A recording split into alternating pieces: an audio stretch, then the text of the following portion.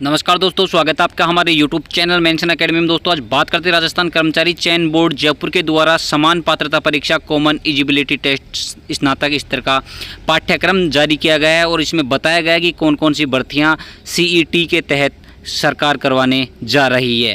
तो ये राजस्थान कर्मचारी बोर्ड इसका एग्ज़ाम करवाएगा, कब होगा, कैसे होगा, क्या सिलेबस है, कौन कौन सी भर्तियां इसके अंडर में रखी गई हैं, इन चीज़ों के बारे में आज विस्तृत चर्चा करते हैं। उनकी क्वालिफिकेशन क्या रखी गई है, भर्तियां कब होंगी, एडमिट कार्ड कब जारी करेंगे, बात करते हैं इसमें। हाँ तो दोस्तों यहाँ पे बताया गया है गृह रक्षा विभाग के अंदर प्लाटून कमांडर की 43 सीटों पे भर्ती होने जा रही है और जल संसाधन विभाग के अंदर पटवारी की 272 पोस्टों पे भर्ती कर रही है सरकार और कोष लेखा विभाग के अंदर कनिष्ठ लेखाकार की 1923 और तहसील राजस्व लेखाकार की 198 पोस्ट और महिला अधिकारिता डिपार्टमेंट के अंदर कर महिला अधिकारिता पर्यवेक्षक की 176 पोस्टों पे और कारागार विभाग में उप जेलर की 49 पोस्टों पे और छात्रावास अधीक्षक ग्रेड सेकंड की 335 पोस्टों पे सरकार CET के तहत भर्तियां करने जा रही है दोस्तों। तो इसमें बता दें मुख्य परीक्षा की समय कमी या बढ़ोतरी की जा सकती है, मुख्य परीक्षा भी होगी इसके अंदर, लेकिन ये भर्ती आपकी पात्रता के आधार पर रखी गई है। तो इसमें बताया गया है कि अभ्यर्थी ऑनलाइन आवेदन में अपनी श्रेणी आरक्षित श्रेणी या सामान्य आर्थिक रूप से कमजोर वर्ग, अनुसूचित जाति, SC ST, पिछड़ा वर्ग, अति पिछड़ा वर्ग 12 शेर जनजातियों के लिए ये फॉर्म फिल करने के लिए सरकार ने द्वारा ये नोटिफिकेशन जारी किया गया है और ये ऑनलाइन माध्यम से आपके फॉर्म भरे जाएंगे। ये एक मात्र पात्रता परीक्षा है, मेन एग्जाम आपका अलग से होने वाला है दोस्तों। तो ये बात थी CET के लिए जो अभी नोटिफिकेशन हाल ही कुछ समय पहले मतलब कुछ मिनट पहले ही जारी किया गया है। तो दोस्तों इसमें बात करते हैं सिलेबस क्या रखा गया है, तो इसके बारे में बात करते हैं। तो यहाँ पे परीक्षा शुल्क के बारे में बताया गया है कि यहाँ पे जो क्रीमिलियर वर्ग है, पिछड़ा वर्ग, अति पिछड़ा वर्ग के लिए 450 रुपये चालान रखा गया है और जो क्रीमिलियर श्रेणी पिछड़ा वर्ग, अति पिछड़ा वर्ग, आर्थिक रूप से कमज़ोर वर्ग के लिए 350 रुपये का चालान रखा गया है जिनकी आय 2.5 लाख से कम है दोस्तों और SC ST के लिए 250 रुपये रखा गया है और ये चालान के बारे में उल्लेख किया गया है यहाँ पे, ये आपको परीक्षा शुल्क के रूप में पैसे जमा करवाने होंगे दोस्तों। तो यहाँ पे बात करते हैं योग्यता की, तो कौन सी शैक्षणिक योग्यता रखी गई इन भर्तियों के लिए। तो जल संसाधन विभाग के अंदर आपको 18 से 40 वर्ष की उम्र रखी गई है और ग्रेजुएशन का स्तर रखा गया है। महिला अधिकारिता विभाग के अंदर महिला अधिकारिता पर्यवेक्षक के अंदर 18 से 40 की उम्र रखी गई है और वही ग्रेजुएशन की योग्यता रखी गई है यहाँ पे। तो इसमें बात करें आपके पास योग्यता के अलावा आपके पास डिप्लोमा भी होना चाहिए, NIELIT का डिप्लोमा होना चाहिए जो O लेवल का कंप्यूटर का डिप्लोमा होता है और व्यावसायिक प्रशिक्षण योजना की राष्ट्रीय परिषद के द्वारा ये डिप्लोमा जारी किया जाता है और कंप्यूटर का डिप्लोमा होना चाहिए आपके पास इस मतलब वैकेंसी को आप ज्वाइन करने के लिए। तो बात करते हैं इसके अलावा यहाँ पे जल संसाधन विभाग में जिलेदार के लिए आपको 18 से 40 की उम्र होनी चाहिए। भारत में विधि द्वारा स्थापित किसी भी विश्वविद्यालय से आपका स्नातक कंप्लीट होनी चाहिए।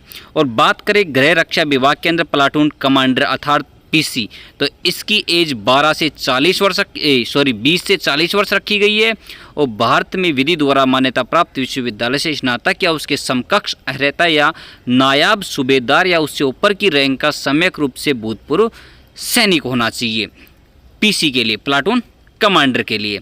और इसी के साथ हम बात करते हैं अगली, और दोस्तों यहाँ पे बात करते हैं अगले पद के लिए। तो राजस्व मंडल तहसीलदार राजस्व लेखाकार के लिए 21 से 40 वर्ष की उम्र रखी गई है और वही ग्रेजुएशन का स्तर रखा गया है तथा इसमें भी भारतीय चार्टेड अकाउंटेंट संस्थान नई दिल्ली के द्वारा इंटरमीडिएट परीक्षा उत्तीर्ण की हुई होनी चाहिए और इसके अंदर भी कंप्यूटर का डिप्लोमा आपके लिए रखा गया है। आप पॉलिटेक्निक संस्था से कंप्यूटर विज्ञान और इलेक्ट्रॉनिक सूचना प्रौद्योगिकी में डिप्लोमा भी होना चाहिए।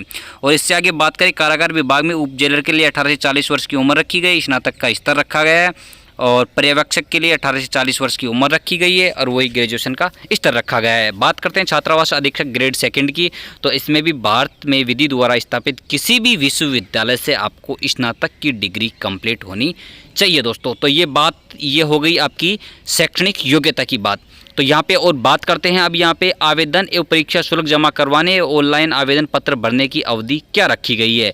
तो यहाँ पे मतलब ई मित्र के माध्यम से 22/9/2022 से दिनांक 21/10/2022 को रात्रि लगभग 12 बजे तक जमा करवाया जा सकता है और ऑनलाइन आवेदन 22/9/2022 से 21/10/2022 की रात्रि 23:59 बजे तक बोर्ड की वेबसाइट पर भरे जा सकते हैं। परीक्षा का आयोजन आपको उसके माध्यम से ऑनलाइन के माध्यम से बता दिया जाएगा। इसमें सिलेबस क्या रहने वाला है दोस्तों, प्रश्नों की संख्या रहेगी 150 क्वेश्चन, कुल अंक रहेंगे 300, 3 घंटे का पेपर रहने वाला है और ये सभी प्रश्न समान अंक के होंगे, नेगेटिव मार्किंग का नहीं किया जाएगा। सिलेबस में इसमें राजस्थान का जीके, जिसमें भारतीय राष्ट्रीय आंदोलन में विशेष बल के साथ राजस्थान के भारत का इतिहास रखा गया है, कला एवं संस्कृति रखी गई है राजस्थान की इतिहास। पर इसमें सिलेबस की विस्तृत चर्चा करें तो यहाँ पे तीज, त्यौहार, मेले, महत्वपूर्ण ऐतिहासिक स्थल, व्यक्तित्व, राजस्थान का एकीकरण और भारत का भूगोल, राष्ट्रीय आंदोलन, विशेष बल के साथ राजस्थान और भारत का इतिहास रखा गया है। और इसमें बात करें मेन टॉपिक की तो भौतिक स्वरूप हो गए, पठार, पर्वत, मरुस्थलीय मैदान, जलवायु, मानसून तंत्र, नदी, बांध, झील, सागर, वन्य जीव अभ्यारण्यों का विवरण किया जाएगा आपका। और इसके अलावा बात करें भारत के भूगोल के अंदर तो इसमें फसल, गेहूं, चावल, गन्ना, चाय, कॉफ़ी वगैरह, खनिज तत्व हो गए, ऊर्जा संसाधन हो गए, प्रमुख उद्योग, औद्योगिक प्रदेश हो गए, राष्ट्रीय राजमार्ग हो गए, परिवहन साधन एवं व्यापार, इसी के साथ प्रमुख नदी, ये भारत की बात कर रहा हूँ दोस्तों। इसी के अलावा आपको राजस्थान का ज्योग्राफी के बारे में भी जानकारी होनी चाहिए, उसका भी सिलेबस में विवरण किया गया है।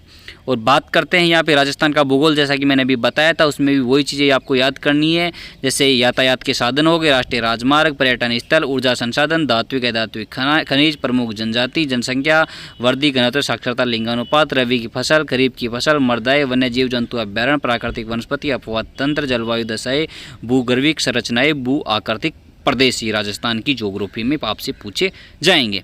इसी के अलावा पॉलिटिकल के अंदर भी आपको संविधान का ज्ञान, प्रस्तावना, इन चीज़ों के बारे में नॉलेज होना चाहिए। इसी के साथ भारत की अर्थव्यवस्था, इकोनॉमिक्स आएगी, बजट, बैंकिंग प्रणाली, वित्त, सेवाकर, राष्ट्रीय आय, राजकोषीय, मौद्रिक नीति, सब्सिडी, लोक वितरण प्रणाली, ई कॉमर्स के बारे में क्वेश्चन किए जाएंगे। पंचवर्षीय योजनाएं हो गई, राजस्थान की अर्थव्यवस्था में भी वही क्वेश्चन किए जाएंगे, जैसे राजस्थान की प्रमुख योजनाएं होगी, महात्मा गांधी राष्ट्रीय रोजगार गारंटी योजना, विकास संस्थाएँ हो गई, गरीबी बेरोजगारी अवधारणा हो गई।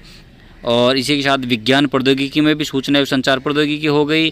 और जो भी विज्ञान के टॉपिक हैं, केमिस्ट्री, बायोलॉजी और फिजिक्स से संबंधित वो क्वेश्चनों के बारे में जो विस्तृत साइट पे डाल दिया गया है, और हम हमारे टेलीग्राम पे भी डाल देंगे, आप वहाँ से विस्तृत सिलेबस डाउनलोड कर सकते हैं। और इसके अंदर रीजनिंग का पार्ट भी है, तार्किक विवेचन एवं मानसिक योग्यताएँ जो भी रीजनिंग के अंदर आता है। तो कंप्यूटर का ज्ञान भी आपको होना चाहिए। यहाँ पे कंप्यूटर का भी सिलेबस दिया गया है, MS Word, MS Excel, MS PowerPoint, spreadsheet, PowerPoint, hardware, software और RAM, ROM, file system, input output, जिन जो भी चीज़ें हैं, समसामयिक घटनाएं भी होनी चाहिए, आपको करंट भी आना चाहिए। और जो भी है इससे रिलेटिव जो भी चीज़ें हैं आप बोर्ड की वेबसाइट पे डाउनलोड कर सकते हैं दोस्तों।